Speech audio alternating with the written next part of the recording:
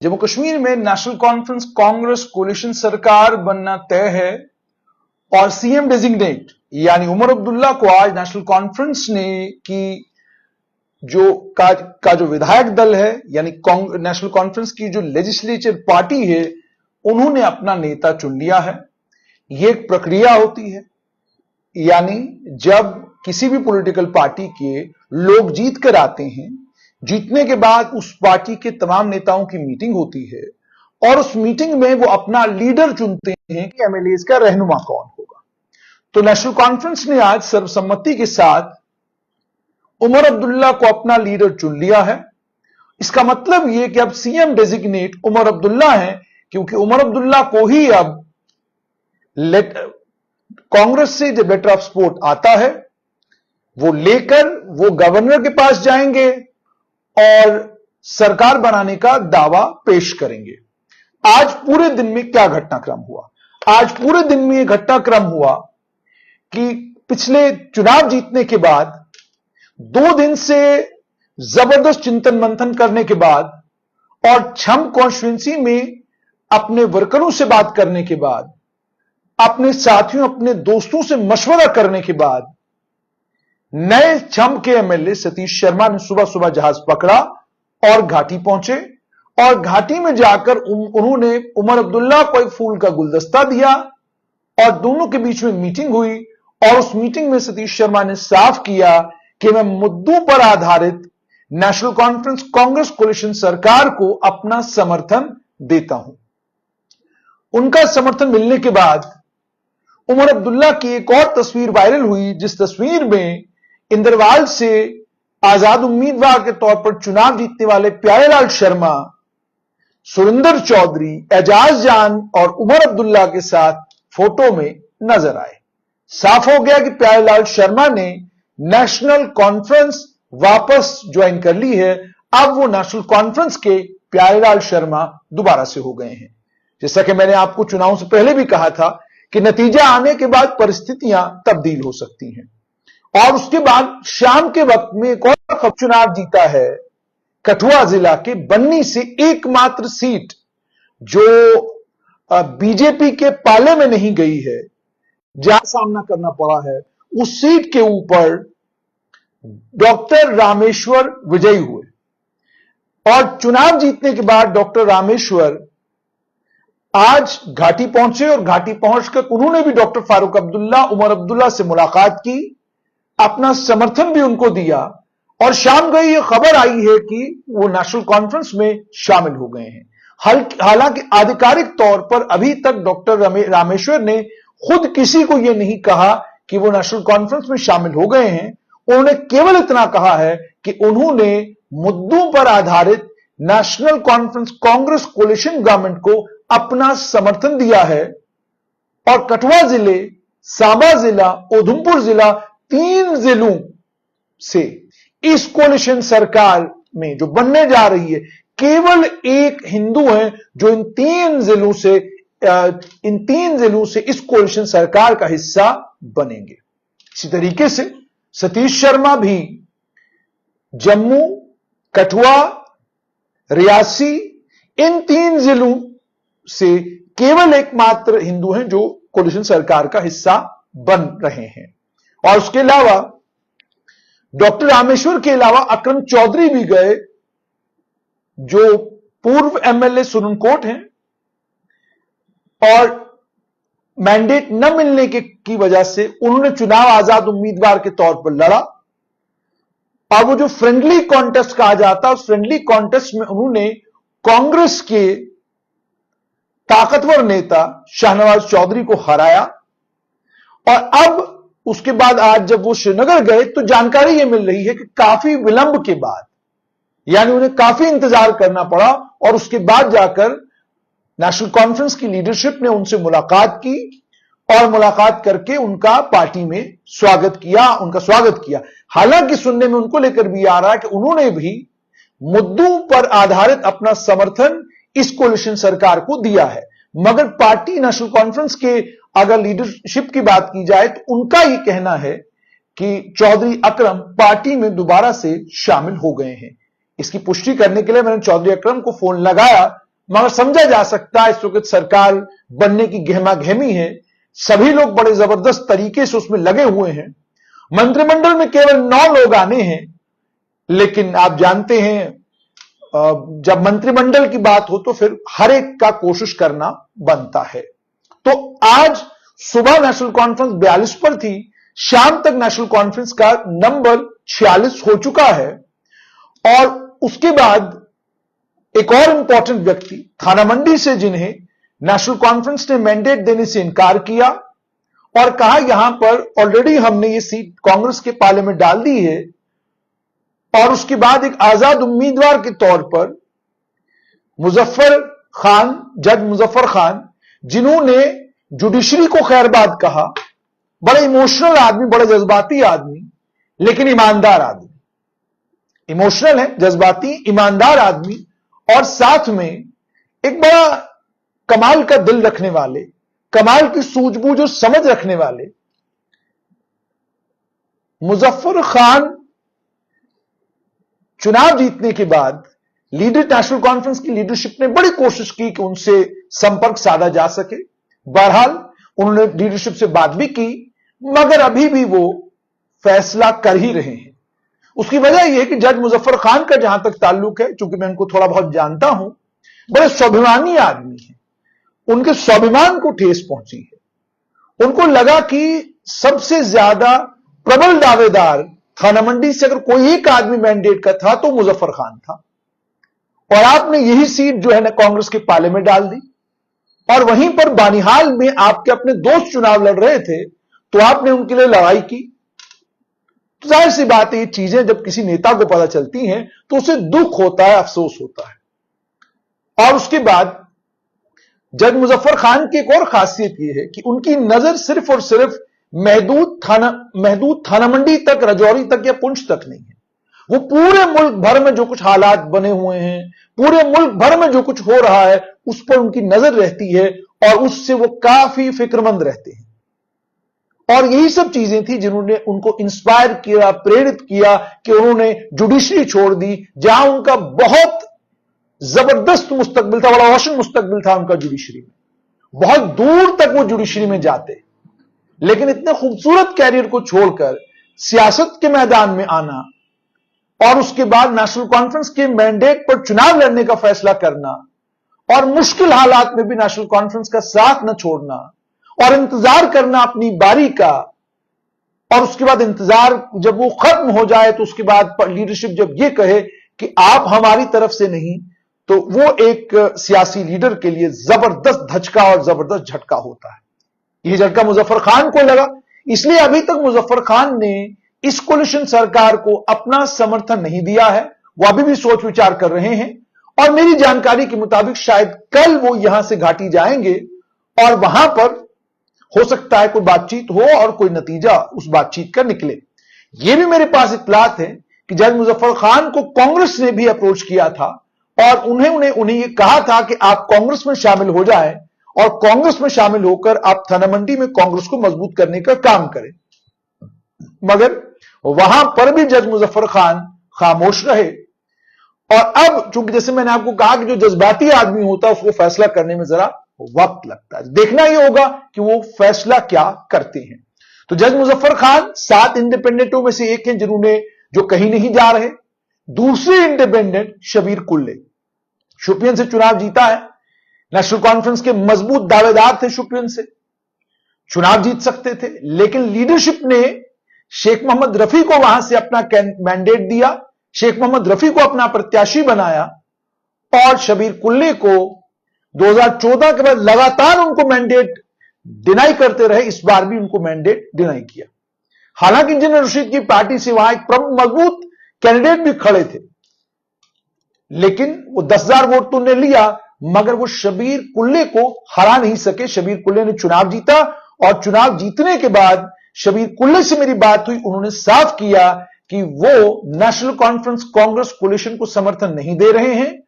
वो विपक्ष में बैठेंगे और विपक्ष में बैठकर शुपियन के लोगों की नुमाइंदगी करेंगे और कोशिश करेंगे कि वो शुपियन के लोगों की सेवा कर सकें। राजा अब्दुल वहीद ने 10,440 वोट इंजीनियर रशीद की तरफ से लिए थे, मगर वो शबीर अहमद कुल्ले को हरा नहीं सके। शेख मोहम्मद रफी 1207 वोटों से पीछे रहे और कुल्ले अब शुपियन के नए एमएलए हैं। उन्होंने भी कांग्रेस नेशनल कॉन्फ्रेंस सरकार को समर्थन नहीं दिया है। तो अब जज मुजफ्फर खान, शबीर कुल्ले, ये दो वो लोग हैं जिन्होंने इस कोलिशन को समर्थन नहीं दिया है। और तीसरे आदमी जिन्होंने कोलिशन को अभी तक समर्थन देने की बात तक नहीं की है, वह अवामी इत्तेहाद पार्टी के लीडर खुर्शीद अहमद शेख हैं, जो इंजीनियर रशीद के भाई हैं। उन्होंने सरकारी मुलाजमत से इस्तीफा दिया और चुनावी मैदान में उतरे और लंगेट से चुनाव जीत गए। हालांकि बड़ा कड़ा मुकाबला था इरफान सुल्तान पंडितपुरी से, अंतिम चरण तक मुकाबला रहा और अंतिम चरण में खुर्शीद अहमद शेख चुनाव जीत गए। वो भी अभी तक साफ नहीं किया उन्होंने कि क्या वो इस कोलिशन को समर्थन देंगे कि नहीं देंगे। तो ये वो तीन इंडिपेंडेंट है जो इस कोलिशन के साथ नहीं है, जो विपक्ष का हिस्सा बनेंगे। तो जिन लोगों ने समर्थन दिया है उसमें अकरम चौधरी, सतीश शर्मा, डॉक्टर रामेश्वर और प्यारेलाल शर्मा है। और जो जानकारी मुझे मिल रही है उसके मुताबिक डॉक्टर रामेश्वर और सतीश शर्मा प्रबल दावेदार हैं कि उनको मंत्रिमंडल में मौका मिल सकता है। उनकी प्रबल दावेदारी इसलिए है कि जैसे मैंने आपको कहा कि अब जम्मू संभाग की अगर आप बात करें तो जो इक्वेशन है वो इक्वेशन साफ तौर पर यह बताती है कि जम्मू संभाग और कश्मीर संभाग के बीच में, मैंने आपको कहा, वर्टिकल डिवीजन पूरे जम्मू कश्मीर में देखने को मिला है। यानी मुस्लिम मेजॉरिटी सीटों के ऊपर तमाम जगहों पर, इंदरवाल छोड़कर तमाम जगहों पर मुसलमानों की जीत हुई है। यानी 56 मुस्लिम मेजॉरिटी सीट्स हैं, उनमें से 55 मुस्लिम मेजॉरिटी सीट्स के ऊपर मुसलमानों की जीत हुई है, मुस्लिम एमएलए की जीत हुई है, और एक सीट के ऊपर प्यारेलाल शर्मा इंदरवाल से जीते हैं। उसके बाद 34 जो हिंदू मेजॉरिटी सीटें हैं, उन 34 सीटों के ऊपर 34 हिंदू एमएलए चुने गए। अब जाहिर सी बात, इन 34 के 34 एमएलए जो हैं ये सभी जम्मू संभाग से हैं, और इन 34 एमएलए में से केवल 2 नेशनल कॉन्फ्रेंस के मैंडेट पर जीते। 2 ने नेशनल कॉन्फ्रेंस को समर्थन दिया है, हो गए 4। और जहां तक, जैसे मैंने आपको कहा कि 30 लोग उसके अलावा भी हैं जिन्होंने चुनाव जीता इंडिपेंडेंट। अच्छा, 29 लोग भारतीय जनता पार्टी के मैंडेट पर जीते हैं। तो ये कुल मिलाकर सारे समीकरण हैं। और कांग्रेस की तरफ से भी जिन लोगों ने चुनाव जीता है, जैसा मैंने आपको कहा कि अगर हम सतीश शर्मा, डॉक्टर रामेश्वर, प्यारेलाल शर्मा, अब प्यारेलाल चूंकि नेशनल कॉन्फ्रेंस में वापस चले गए हैं, उसके अलावा डॉक्टर रामेश्वर और सतीश शर्मा ने दोनों ने इस सरकार को अपना समर्थन दिया है। और उसके अलावा अगर बात की जाए अब विपक्ष का क्या होगा, देखिए सरकार में होंगे 42 नेशनल कॉन्फ्रेंस के लोग, 6 लोग इंडियन नेशनल कांग्रेस के, और उसके अलावा अभी तक 4 इंडिपेंडेंट। संभवतः जज मुजफ्फर खान अगर इस सरकार को समर्थन देने का फैसला करते हैं तो 5 इंडिपेंडेंट हो जाएंगे। तो घाटी से 2 इंडिपेंडेंट विपक्ष में, डोडा से आम आदमी पार्टी की 1 नेता विपक्ष में, सीपीआईएम के मोहम्मद यूसुफ तारिगामी अभी तो खामोश हैं, बहुत सीनियर लीडर, बड़े कर्मठ लीडर और बड़े सॉफ्ट स्पोकन, और हर हालत में आपने मोहम्मद यूसुफ तारिगामी को देखा कि वो कोशिश करते हैं टू बिल्ड ब्रिजेस। वो भी फिलहाल मुझे लगता है कि वो भी कल सरकार का हिस्सा हो जाएंगे। लेकिन सज्जाद गनी लोन 1, 3 पीडीपी के नेता 4 हो गए, और उसके अलावा 29 भारतीय जनता पार्टी के लोग, ये 33 हो गए। उसके अलावा 2 इंडिपेंडेंट 35 हो गए। उसके अलावा आम आदमी पार्टी का 1 नेता, तो 36 लोग विपक्ष में होंगे, और 54 लोग ऐसा साफ तौर पर लग रहा है सरकार का हिस्सा होंगे। मंत्रिमंडल बनेगा, मंत्रिमंडल में जम्मू संभाग की नुमाइंदगी करने की संभावना सबसे ज्यादा सुरेंद्र चौधरी की, उसके अलावा डॉक्टर रामेश्वर की, सतीश शर्मा की, और उसके अलावा संभवतः अर्जुन सिंह राजू की। अर्जुन सिंह राजू पेशे से एक बेहतरीन वकील हैं, काबिल और लायक वकील हैं। ये 4 लोग हैं जिनकी संभावना बहुत ज्यादा है कि इनको मंत्रिमंडल में मौका मिल सकता है। उसके अलावा 6 लोग, जिसमें से मुझे लगता है कि कम से कम 4 से 5 लोग जो हैं वो घाटी से होंगे, और 5 घाटी के लोगों में नेशनल कॉन्फ्रेंस को चुनना बहुत मुश्किल हो जाएगा। एक तो स्पीकर बन सकते हैं, लेकिन उसके बाद जो सीनियर लोग जीते हैं उसमें सैफुल्ला मीन है, कैसर जमशेद लोन है, जावेद अहमद डार हैं, जावेद हसन बेग हैं, उसके अलावा सीनियर लोगों में अली मोहम्मद सागर हैं, अब्दुल रहीम राथर हैं, उसके अलावा मुबारक गुल हैं, उसके अलावा अली मोहम्मद डार हैं, जस्टिस रिटायर्ड हसनैन मसूदी हैं, उसके अलावा सीनियर लोगों में सकीना इत्तू हैं, उसके अलावा जो लिस्ट मेरे पास है इसमें डॉक्टर बशीर अहमद भी एक प्रबल दावेदार हो सकते हैं साउथ कश्मीर से, बड़ा इंपॉर्टेंट आदमी साउथ कश्मीर से। उसके अलावा बानिहाल से सज्जाद शाहीन जीते हैं। सज्जाद शाहीन ने विकार रसूल को पटखनी दी। विकार रसूल जम्मू कश्मीर प्रदेश कांग्रेस कमेटी के अध्यक्ष को पटखनी दी है, मगर सज्जाद शाहीन की कुछ तकरीरें जो उन्होंने जम्मू कश्मीर प्रदेश कांग्रेस कमेटी के अध्यक्ष को लेकर की बताती है कि उनको कदकाठी उनकी ये बताती है कि उन्हें इस तरह की तकरीरें नहीं करनी चाहिए। बहरहाल उस वक्त इलेक्शन का फॉरवर्ड था, उसमें पुंछ के इलाके से बहुत सीनियर आदमी जावेद राणा भी हैं जो दावेदार हैं। एजाज जान लंबे समय से पार्टी के साथ और पार्टी का सुतून है पुंछ में, एजाज जान वो भी दावेदार हैं। तो ये सारे वो लोग हैं जिनकी दावेदारी जबरदस्त है, मगर सरप्राइजेस भी हो सकते हैं। बहुत सारे नौजवान जीते हैं, बहुत सारे काबिल लायक लोग जीते हैं, उनको भी अकोमोडेट करना पड़ सकता है। मगर जैसा मैंने आपको कहा कि केवल 10 पोजीशन है और उसमें चीफ मिनिस्टर की भी पोजीशन है, तो 9 मंत्री ही बनाए जा सकते हैं। तो अब देखना यह होगा कि नेशनल कॉन्फ्रेंस इस रीजनल बैलेंस को कैसे मेंटेन करती है, रीजनल के साथ साथ में रिलीजियस बैलेंस कैसे करती है, कास्ट इक्वेशन को कैसे संभालती है, और उसके बाद रीजनल इक्वेशंस और सब रीजनल इक्वेशंस को एड्रेस कैसे करती है। ये वो बड़ी चुनौतियां हैं जो चुनौतियां नेशनल कॉन्फ्रेंस कांग्रेस कोलिशन को आ सकती है। उसके बाद जैसे मैंने आपको कहा कि 9 में से इस बात का भी ख्याल करना है कि कांग्रेस के भी 6 लोग हैं, और उन 6 लोगों में भी जिनके पास जबरदस्त एक्सपीरियंस है और लंबे लंबे समय तक जो लोग मंत्री रहे हैं, उसमें तारिक हमीद करा हैं, गुलाम अहमद मीर हैं, पीरजादा मोहम्मद सैयद हैं।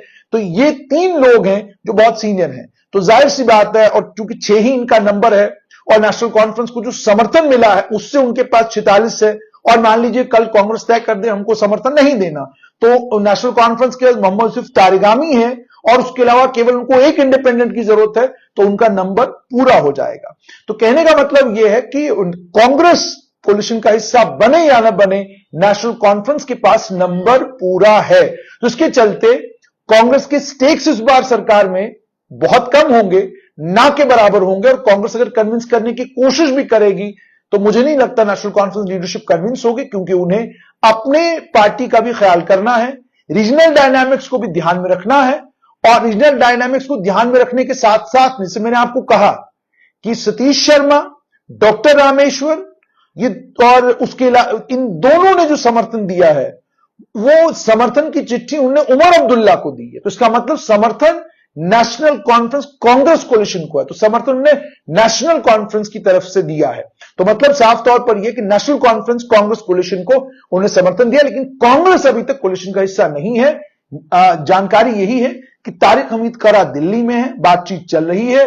कल कांग्रेस लेजिस्लेचर पार्टी की मीटिंग होगी, और उस लेजिस्लेचर पार्टी की मीटिंग के फौरन बाद जब वो सीएलपी का लीडर अपना चुनेंगे, उसके चुनने के बाद फौरन तारिक हमीद करा जो सपोर्ट की चिट्ठी है वो लेकर उमर अब्दुल्ला के पास जाएंगे। तो जो ही उमर अब्दुल्ला को वो चिट्ठी मिलेगी, उसके फौरन बाद वो राजभवन का रुख करेंगे और सरकार बनाने का दावा पेश करेंगे, और उसके बाद राजभवन को सजाया जाएगा जम्मू कश्मीर यूनियन टेरिटरी की पहली सरकार के लिए। मगर मैं बार बार बता रहा हूं, बहुत कठिन है डगर पनघट की, बहुत मुश्किल सफर है, और इस सफर को तय करने के लिए, कामयाबी के साथ तय करने के लिए, इस हुकूमत को बहुत ज्यादा मशक्कत करने की जरूरत पड़ेगी।